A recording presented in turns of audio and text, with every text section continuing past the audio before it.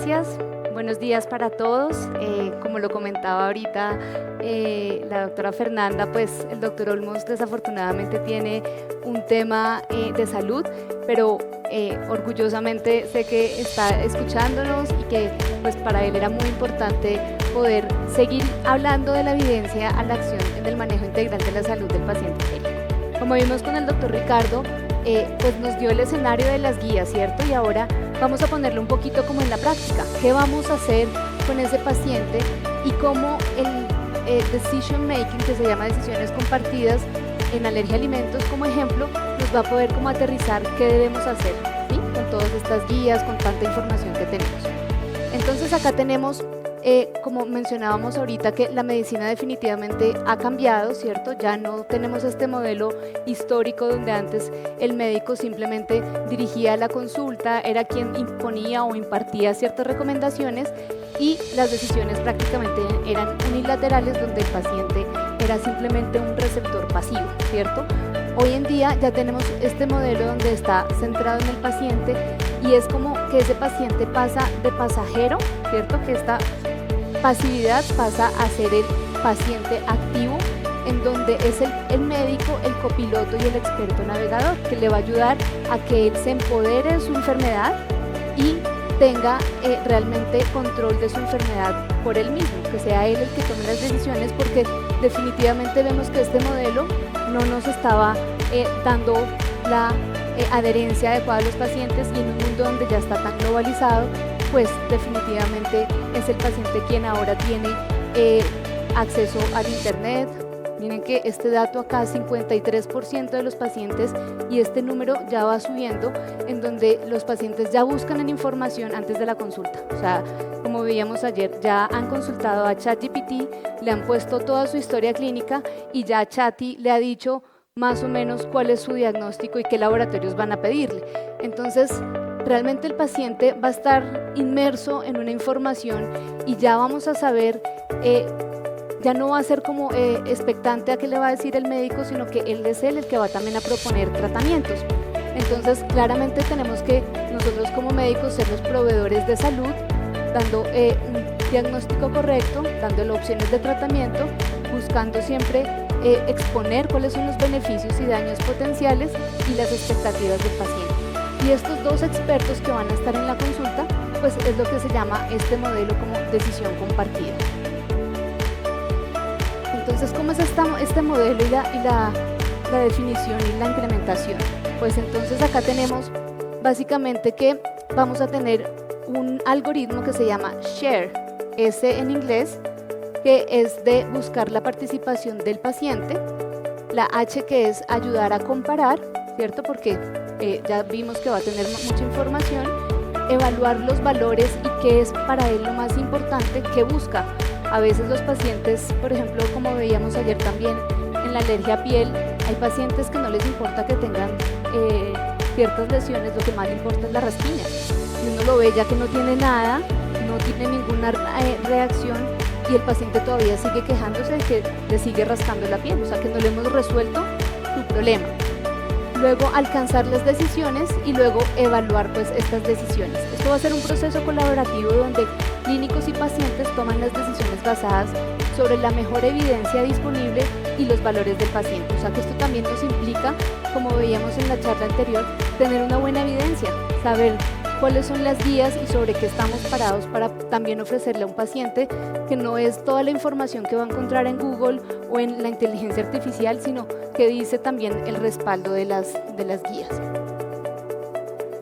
Para esto también vamos a tener pues las ayudas de la toma de decisiones, que son las herramientas validadas para consulta. Ya ayer vimos también en la tarde todas las herramientas de inteligencia artificial que hay, cómo las diferentes sociedades han sacado recursos para los pacientes, folletos interactivos, y que esto la verdad es orientado a que el paciente tenga información pero personalizada también, porque si no va a tener mucha información donde no va a saber cuál es lo que aplica a él. Entonces miren que esto no nos reemplaza a nosotros como los médicos, sino que estructuran toda una conversación para que en la consulta realmente pueda llenar las expectativas del paciente.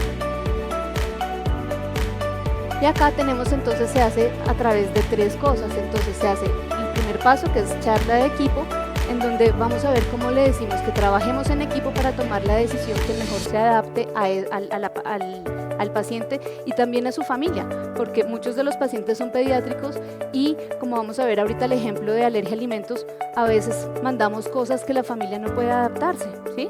No tiene cómo hacer una restricción completa de huevo, de ciertos alimentos, y nosotros gastamos toda una consulta explicándole cosas que a la final pues el paciente sale y no va a poder cumplir. Luego, el segundo es comparar las alternativas, sus riesgos y beneficios. Y la tercera, que es lo que más le importa a este paciente en esa decisión, o sea, cuál va a ser el objetivo para empezar a medir los resultados también de acuerdo a lo que el paciente necesita, ¿sí? Acá también pues mencionan que es muy importante dar información clara. Nosotros antes éramos muy expertos como simplemente en dar la información pasiva, no teníamos tampoco los recursos para poder decir números, cómo explicar, porque nosotros necesitamos ayudas visuales, ¿sí? Nosotros necesitamos en consulta poder decir, por ejemplo, una anafilaxia en pacientes con alergia a alimentos puede ser como una probabilidad de 1 en 10.000, que esa misma probabilidad es que le caiga un rayo, por ejemplo, ¿sí? Y que un accidente de tránsito es 1 en 10.000. Cuando uno los pone en perspectiva, pues es mucho más fácil que el paciente entienda, porque a veces no entiende cuánto es 1 en 10.000, 1 en 1.000.000, no entiende esas estadísticas, y cuando uno los pone en los números, pues para el paciente es más fácil decir, realmente de pronto yo entro y la angustia es esta y la posibilidad que me dé no es tan alta, entonces eso también va a bajar la ansiedad. Entonces acá, por ejemplo, vamos a poner, ahorita más adelante les voy a poner igual un caso, pero el flujo de trabajo en la consulta de alergia. Entonces es, por ejemplo, como decía el doctor, ya sabemos, por ejemplo, que se hizo una prueba de alergia con lo que está disponible. No en todos los países están disponibles las pruebas de alergia ni pruebas genéticas. Entonces ya una vez adaptados se puede abordar el tema y decir, bueno, ahora vamos a trabajar, ya sabemos en qué consiste tu alergia, vamos a determinar cuál es el mejor tratamiento. De eso es mencionar cuáles son los tratamientos habituales que hay, los pros y los contras también, y empezar a individualizar. Luego también preguntar, ¿está listo para decidir? ¿Necesita más información? A veces antes simplemente para nosotros el consentimiento informado era, bueno, ya le expliqué todo, ahora firme. Y resulta que ese firme es que el paciente muchas veces ni entiende qué está pasando y simplemente dio una firma por firmar algo, pero no estaba entendiendo qué pasa. Entonces, miren que estos que ha mostrado, pues las guías nos dicen que ha tenido mejores adherencias. Por ejemplo, en los pacientes, ahorita la doctora Rincón va a hablar también algo de asma, nosotros nos vamos a concentrar en alergia a alimentos. Los pacientes tienen una mejor adherencia, hay mejores resultados, hay un menor costo y la percepción del riesgo por parte del paciente, como les decía, realmente cuando entran a buscar hay un sesgo, ¿verdad? Que veíamos el día anterior, ayer, de los sesgos que tiene la inteligencia artificial. Y cuando uno entra y dice tengo alergia al huevo, te va a salir cualquier cantidad de cosas, desde que te vas a morir por una anafilaxia o una inflamación importante en la garganta. Entonces el paciente ya de entrada va a estar muy asustado. Pero entonces si hacemos todo esto, pues obviamente vamos a lograr todos los beneficios que vimos. ¿Qué hay que hacer? Obviamente estas barreras hay que ir empezando a aplicarlas.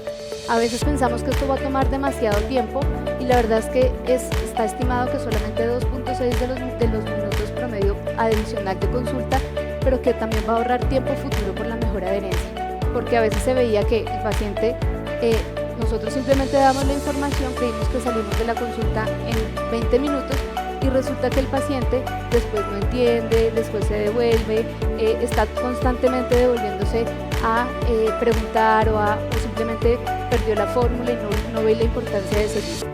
Los pacientes no quieren elegir y la verdad es que esto es un mito, porque la realidad es que hoy en día desean ser escuchados. La pasividad suele ser por falta de una invitación a que sea él el copiloto y decirle, mire, quien realmente tiene esta enfermedad y quien realmente la está padeciendo, pues es usted. Si usted toma el control, toma ese manubrio y empieza a manejarlo, pues ya son las alergias, usted va a manejar las alergias y no las alergias son las que lo van a manejar a usted.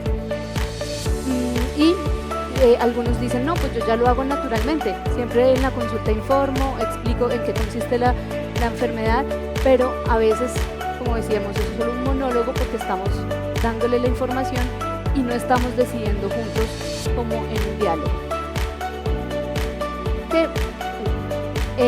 Acá tenemos cómo el paciente llega lleno de información, lo que llamamos hoy infodemia.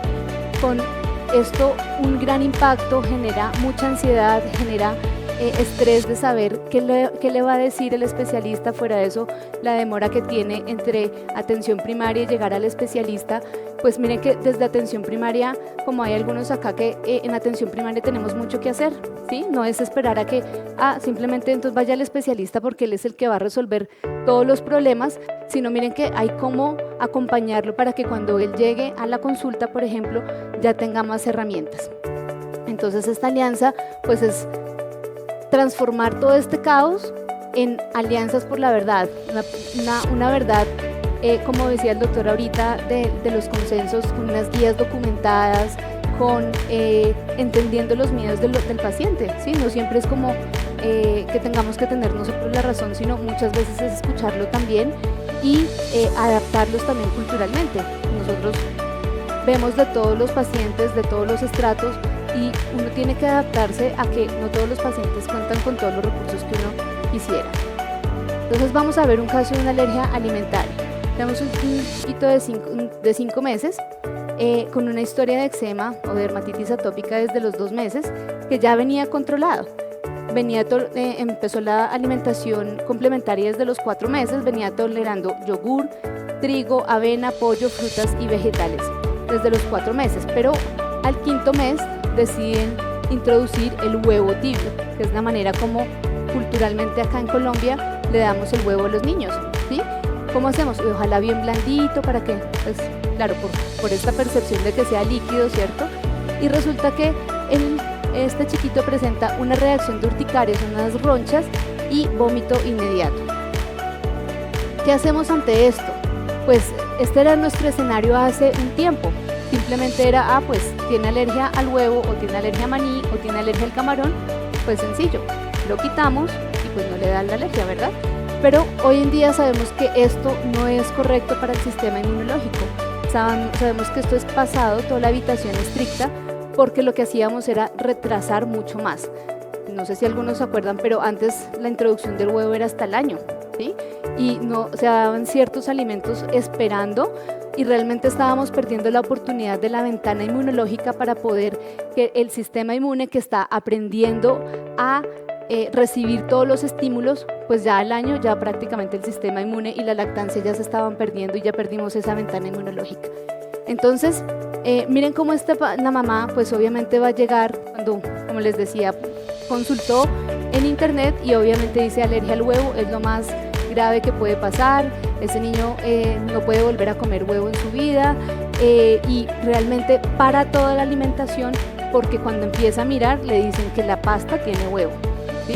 Que muchas harinas pues tienen huevo, que si pudiéramos mirar todo el contenido de las etiquetas, pues dicen traza de huevos o de otras fuentes que pueden cruzar, y la verdad es que va a ser entonces muy frustrante.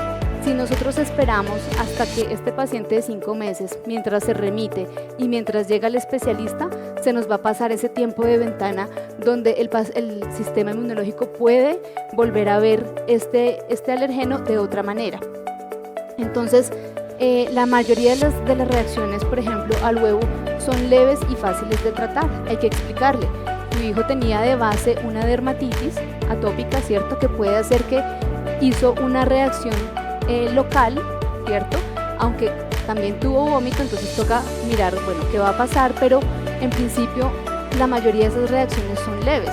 Entonces es esa impresión que ella tiene de que le va a dar algo súper grave, pues hay que empezar a contarle cómo es. Y las pruebas de IgE usualmente muchas veces pueden mostrar sensibilización, más no alergia clínica. Y no es tan útil hacerle a un niño de 5 meses, mientras llega, mientras todo, pararle el alimento y esperar a que salgan unas pruebas que cuando las ponemos en una balanza no vamos a cambiar la conducta que vamos a hacer, porque teniendo IgE alta o IgE baja, igual vamos a hacer el mismo manejo. Entonces, ante esta sospecha, Por ejemplo, antes pensábamos que simplemente es hacerle un panel amplio de alimentos. Entonces, entre más alimentos estudiemos, pues va a ser mejor porque vamos a pensar que vamos a descubrir cuál es su alergia. Y resulta que estos paneles son muchas veces falsos positivos y no va a ser muy útil. Entonces, miren que estamos perdiendo ese tiempo. Mientras que la historia clínica, bien hecha, con algunas pruebas dirigidas, por ejemplo, entonces nos han planteado hacer más bien retos orales en vez de hacer una evitación completa. Entonces, muchas veces esas eliminaciones son innecesarias y vamos a poder hacer algo que se muestra acá como la escalera de la tolerancia, que es un paciente que se le puede decir, ok, el huevo tibio, en donde la proteína está completa, es diferente así la cocinamos, porque el calor va a desnaturalizar esa proteína y va a hacer que el sistema inmune ya no vea a esa proteína tan grande del huevo, sino que la va a ver en pedacitos chiquitos cuando está, por ejemplo, en horneados intensos, que es que entre más calor, pues obviamente la proteína está más chiquita y no va a haber tanta alergia. Después vamos a poder pasar a parcialmente horneados, es decir, ya no vamos a necesitar una temperatura tan alta, acá está más o menos sobre arriba de los 250 Fahrenheit, acá ya podemos pasar casi que a la estufa donde el huevo va a estar parcialmente horneado y el solo hecho de calentarlo ya va a reducir también la reactividad e induce una tolerancia, porque es importante para el sistema inmunológico tener ese estímulo para seguir haciendo la respuesta. Y ya después, pues menos procesados, ya sí en la forma otra vez, intentemos el huevo pero ya no tibio, por ejemplo, lo podemos hacer de manera muy bien cocinada para ver cómo está tolerando esta proteína. Pero ¿están las familias listas para esta introducción en casa? Lo que hablábamos, porque es más fácil decirle de pronto que haga estos procedimientos a decirle que nunca más le dé nada y que empiece a confundirse qué hago, qué le voy a dar, porque la alimentación de muchas de nuestras familias a veces incluso no tienen ni siquiera para el huevo y les estamos quitando su fuente de proteína más importante. Entonces acá vemos como si hacemos todos estos pasos, pues el explicar esa diferencia entre una reacción leve, severa, desmitificar la anafilaxia, por ejemplo, en lactantes que no es tan frecuente, poder discutir esos riesgos de evitación estricta versus una introducción paulatina, ir analizando su historial familiar de atopia, que igual en esta ventana muy temprana, pues no vamos a poder hacer tanto en un niño de 5 meses, no le vamos a cambiar mucho el pronóstico con los laboratorios, y planificar una introducción segura donde se pueda empoderar a los pacientes para manejar pues reacciones leves, que hay que hacerlo primero. Algunos lo van a poder hacer en casa, otros van a necesitar ir al consultorio, pero hay que adaptar todo esto a que el paciente pueda realmente salir de esta situación. Entonces acá, por ejemplo, son útiles tener herramientas donde se le explique que la vía cutánea es realmente donde hay mayor problema, ¿sí? Donde hay una disrupción de la barrera cutánea. Tenemos estas capitas de la piel que deberían funcionar como una barrera, pero si esa barrera no está así completa, sino que está expuesta, pues es como si tuviéramos la puerta abierta para que se entren estos alergenos. Y esta es la sensibilización, mientras que la vía oral es la que nos va a llevar a la tolerancia. Finalmente, todo lo que entra a nivel gastrointestinal pues lleva a mover todo el sistema inmunológico y las células T reguladoras y nos lleva a una tolerancia. Entonces, el eczema es la puerta de entrada para la alergia, pero el intestino es la puerta para la tolerancia. Entonces, es un paciente que, si por ejemplo la mamá dice, pero si nunca había recibido el huevo, ¿por qué tuvo esta reacción al huevo? Y por ejemplo, muchas de las cremas que utilizan para la dermatitis pueden tener, si se dan cuenta, avena, huevo, leche, maní, tienen muchas otras cosas que aquí se sensibilizó la piel y acá es donde está el problema, pero no es tanto por la vía intestinal. Entonces, cuando el paciente lo consume de otra forma, se puede generar una tolerancia. Entonces, miren que esta es la ventana de oportunidad que hablamos, como la introducción temprana de la alimentación complementaria, pues no es esperar únicamente. Sabemos que los 6 meses de leche materna exclusiva sigue siendo muy importante, pero no podemos esperar hasta los 6 meses o más para que los niños introduzcan los alimentos. De hecho, se llama esa ventana dorada entre los 4 a 6 meses, porque hay que aprovechar los beneficios de la lactancia, pero también donde el sistema inmunológico está aprendiendo. Y esto es muy importante para que aprovechemos, por ejemplo, ahorita que ha cambiado también la pirámide, donde ya sabemos que las proteínas son lo más importante, pues ya no empezar como lo empezábamos antes con la papillita de dulce, sino empezar con lo de sal para que el niño, digamos que toda esa parte de dulce no lo tenga tan desarrollado, porque si lo primero que le dábamos era la fruta y la papillita dulce, pues obviamente el niño queda con eso y es por eso tantos pues nos gusta el dulce, ¿cierto? Pero miren que si hacemos esto desde muy temprano podemos empezar a tener esta ventana de oportunidades. Acá lo que les contaba de cómo se ve el huevo crudo tibio, y acá miren qué pasa cuando ya está horneado. Entonces es importante poder saber cuándo es en casa, cuándo hacer un reto clínico para poder tener la tranquilidad. No todos los pacientes van a estar, muchos quieren estar en un sitio controlado donde digan, no, yo prefiero que el médico me esté mirando y me diga, y si yo tengo una reacción puedo actuar. Pero la gran mayoría, hasta un 80% de las personas, cuando están muy bien entrenadas, saben que tienen una información clara con el médico tratante, pues pueden hacer estos escaleras de una manera controlada en casa. Pues miren cómo esto podemos desde parece una intervención pequeña, pero realmente está previniendo toda una marcha atópica, en donde sabemos que empieza con el eczema, la dermatitis. Nuestro paciente tenía ya 5 meses y tenía un eczema. Este abre la puerta para la alergia alimentaria, pero si hacemos este manejo activo y de inmunonutrición, va a ser ese escudo para que de pronto nos siga la marcha hacia otras enfermedades alérgicas como el asma y la rinitis. Entonces no solo va a tratar una alergia actual de alimentos, sino que también puede tener la progresión hacia otras enfermedades, y si lo hacemos a tiempo, pues también va a ser un paciente que se va a beneficiar. Entonces la evitación versus la acción, entonces la evitación estricta ya no es el estándar, ¿sí? Antes era, pues lo único que teníamos para ofrecerles es, bueno, identificamos qué le da la alergia y evitémoslo. Y la verdad es que muchos pacientes incluso no se hacían las pruebas por temor a que le dijeran a qué eran alérgicos y tener que hacer unas restricciones que ni siquiera sabían cómo iban a hacer. Mientras que si ya les explicamos esto, pues muy probablemente el paciente ya no le va a dar miedo. Esto era como también cuando el paciente le daba miedo hacerse las pruebas porque tiene una rinitis y tiene perro. Y decía, pero yo prefiero quedarme con el perro y la rinitis que sacar el perro. Entonces, esta parte de evitación ya nos está dando un valor muy importante, y es que estamos escuchando a los pacientes y estamos entendiendo mejor al sistema inmune. Diferenciar esa sensibilización con pruebas de alergia clínica con los síntomas y poder hacer una buena historia clínica, que es siempre nuestra herramienta importante, pues va también a ser una evitación para hacer exámenes de paneles de IgG, por ejemplo, que se ha demostrado que no tiene mucha evidencia, y de otros estudios hasta genéticos que a veces no tenemos la posibilidad ante un sistema con recursos limitados.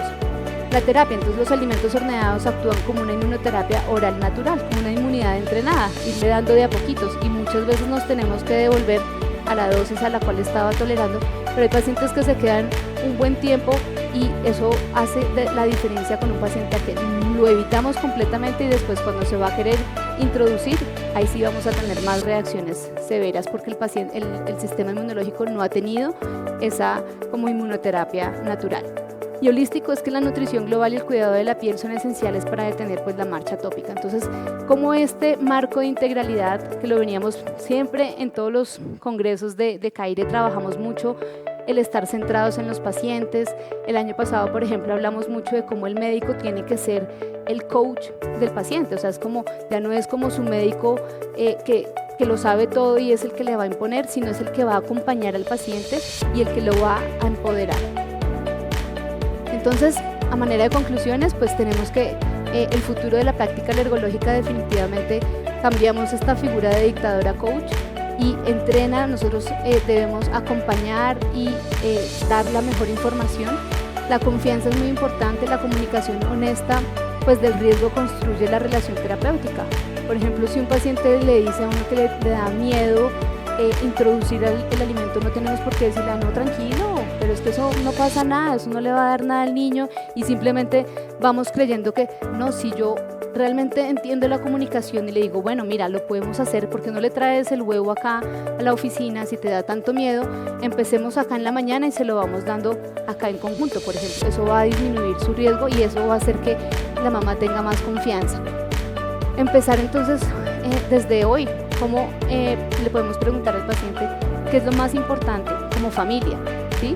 Por ejemplo, a ella de pronto lo más importante es su dermatitis atópica, por ejemplo, y nosotros solo nos concentramos a ver lo del huevo. Entonces, miren que hay muchas cosas que tenemos que empezar desde la práctica de hoy, empezar a escuchar más, a ser más empáticos y entender que la medicina personalizada pues no existe sin la toma de decisiones compartidas, y ahorita que estamos en todo este marco que hablábamos de inteligencia artificial, pues esta personalización y esta humanización es más que urgente. Entonces, a manera de concluir, pues la confianza, la precisión y la acción son, el objetivo no es solo tratar la alergia, sino tratar al paciente que vive con ella. O sea, que siempre acompañemos al paciente y acá incluso a la familia, que es muy importante porque estos pacientes, todo el contexto de una enfermedad alérgica no es tan fácil. Ahorita la doctora Rincón pues va a dar otro ejemplo de asma, pero pues vamos a hacer toda una discusión que lo importante es poner al paciente en el centro de todo. Muchas gracias.